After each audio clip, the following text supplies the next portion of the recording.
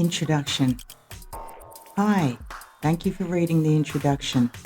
If you're like me, you want to dive straight into the plot of the story to see if it grabs you.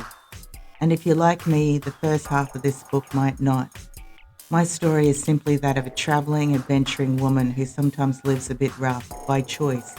Every reflection on the life I was living sparked another anecdote from my life, generally something horrible. Please go easy on yourself. There's a lot of abuse in this book. When I tell someone some stories from my life, they utter that phrase, "You should write a book." I hear it so often, so I have. If you're not into reading the full book, cut to chapter 14 onward. The chapters at the end with actual headings, not numbers, are my opinions on everything that happened. I don't have the answers, but I do have interesting hot takes. I give them in podcast form, if you'd prefer to listen to them. I took the autobiographical book advice, but it wasn't to just lay down my memoir. I probably never would have bothered writing that if this out-of-world thing didn't happen to me. The reason is I've met so many people on my real-life wanderings on this earth that I've heard life stories that should definitely be written before mine. For example, my friend Rachel, who had to give up her 2 sons, born in another country, to flee their bikie-affiliated father, who she was certain was eventually going to kill her and probably get away with it. And as if that wasn't enough, both her adoptive and birth parents have their own stories that would be very interesting to read, intertwined with Rachel's own. There's a Netflix series in her life. Another friend, Alice, has so many interesting stories to tell that, like Rachel, they pop up in conversations that I have with them, to the point where I realize I'll never know their full stories. Barmaiding, that's what they used to be called, in bikie pubs, a position as a receptionist in Asian-owned brothels where she experienced the gang wars that go on with that industry firsthand. We hear the accounts of sex workers that are very worth the read, but the perspective of receptionists isn't often told because it's not popular. And then there's the amazing women I've met in Thailand and Vietnam. I think you're seeing a theme here. Women go through so much and come out the other side as long as they survive at the hands of men, or tragically, their own hand. They come out as strong, witty, deeply intelligent with both logical approaches to their lives and valuable street wisdom. And it's always the persecution from males that are the main protagonists in their stories. For balance, there's also the challenging relationships we have with our parents that lead us to risky situations with males who don't give a fuck whether we live or die. We're used to this treatment, so we think we can hack it. I'm drawn to my friends because we're all a bit fucked up, a bit PTSD, a bit mentally affected, but we're good people, empaths. We're in a club of women survivors, and we rarely get a chance to all meet together or to avenge our treatment.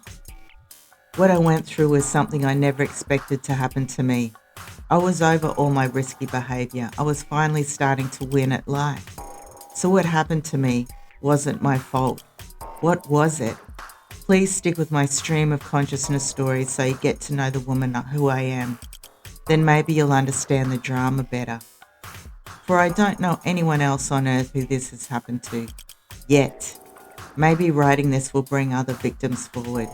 Biographical stories of tragedies at the hands of other humans always have a million examples of the same happening all over the globe, particularly those that involve the cruelty of males. But this is a new level of cruelty that I witnessed firsthand. A new development, thanks to the terrifying evolution of digital technologies. Even though this is non-fiction, I can't spoil the plotline in the preface. It would come off too weird and conspiratorial just dropped on you like that. Ask my friends.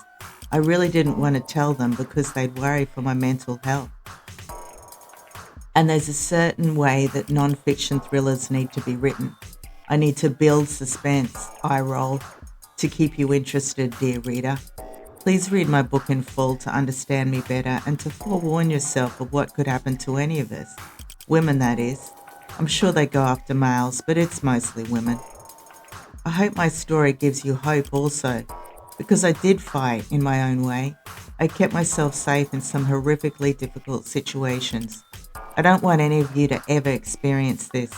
Just know that if you're tuned into the dark heart of males, you too can fight or take flight, whichever works in the situation, to protect yourself. I'd love to live in a world where we can all contribute to the legal fund for women who fight back against this collection of evil males. Yes, they're ridiculous and to be laughed at and mocked because of this, but they remain evil and get worse with their addiction to it. While I love writing and it's kept me together heart and soul, I don't know how to write a book. I've simply allowed my stream of consciousness to run its course. It's more like a river of consciousness. I'm out of here now before I give spoilers. I'm still in this damn game. I probably will be for the rest of my life. If they ever get me, which they easily could and without criminal convictions, at least I've told you. At least I've warned you. And it's not just males that we need to be wary of. Women are unfortunately involved in this too.